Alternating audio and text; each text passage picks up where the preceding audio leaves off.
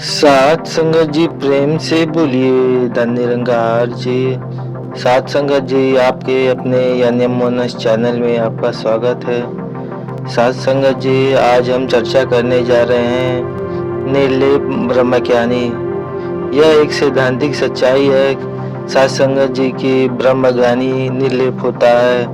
उस पर पाप पुण्य अच्छाई बुराई का प्रभाव नहीं पड़ता है, किंतु आज इस सिद्धांत की भावना का दुरुपयोग हो रहा है सात संगत जी, जिसके कारण लोग न केवल इस पवित्र सिद्धांत का विरोध करने लगे हैं बल्कि ऐसे लोग के साथ मिलवर्तन भी त्याग रहे हैं। सात संगत जी गहराई से सोचा जाए तो पता चलता है कि आज कुछ लोग उपयुक्त सिद्धांत की आड़ में अपने स्वार्थों की पूर्ति कर रहे हैं, और जब कोई व्यक्ति इस पर टिप्पणी करता है तो यह कहकर बचना चाहता है कि ब्रह्मज्ञानी तो निर्लेप होता है।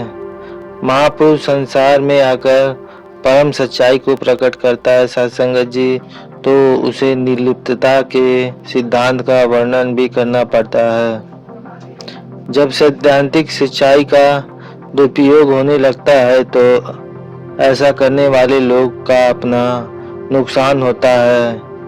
समय के महात्मा ने की बदनामी भी होती है, और आदि गुरु शंकराचार्य के समय की एक घटना प्रचलित है। उनके शिष्य ने निर्लिप्तता यह खबर गुरु शंकराचार्य तक पहुंची तो उन्होंने एक युक्ति से काम लिया। वह अपने चेलों को साथ लेकर एक शराब के ठेके पे पहुंचे। जगत गुरु ने भिक्षा हेतु अलख लगाई।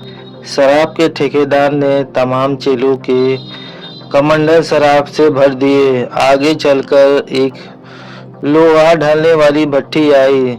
गुरु शंकराचार्य जी ने उसे तरह भिक्षा के लिए आवाज दी। शिष्यों ने हैरान होकर प्रार्थना की कि गुरुदेव, यह तो लोहा ढाला जाता है। गुरुदेव ने फरमाया, आज लोहा ही पी लेंगे। चेले कहने लगे, गुरुदेव, गर्म लोहे से शरीर जलकर राख हो जाएगा। शंकराचार्य जी ने बोले, तुम्हें वस्तु के गुण दोष का ज्ञान है तो यह पता क्यों नहीं है कि शराब दिमाग खराब करती है, तामसी विचार पैदा करके बुद्धिहीन बना देती है। सात संगत जी महात्मा ने समझाया कि याद रखो, ब्रह्मज्ञानी की निर्लिप्तता अवस्था के अनुसार शराब का सेवन उसी को ठीक लगता है जो वस्तुओं के गुण दोष को समझकर मानता है।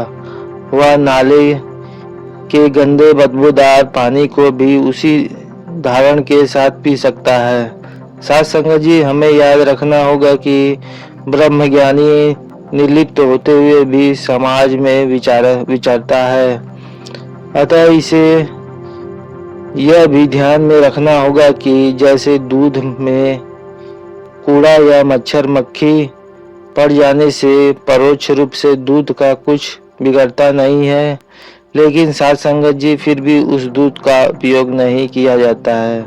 इसी तरह चाहे ज्ञानी के जीवन पर पापों का प्रभाव न पड़ता हो, परंतु उसके सांसारिक जीवन में दुराचार के कूड़ा वासना के मच्छर मक्खियों के कारण समाज उसका तिरस्कार कर देता है।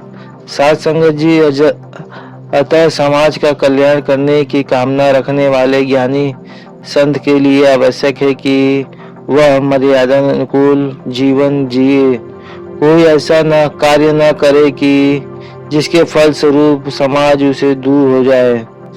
अगर सात संगत जी, आज समय की मांग है कि धार्मिक कहलाने वाले संत महापुरुष व ज्ञानी जन अपने जीवन द्वारा महान धार्मिक सामाजिक मर्यादाओं की पवित्रता को उजागर करे, उनकी अच्छी भावनाओं का प्रचार प्रसार करे ताकि धर्म के प्रति आस्था जिंदा रख सके और लोग के समय महात्मा सदगुरु की महानता के बारे में सिद्धवान बन सके।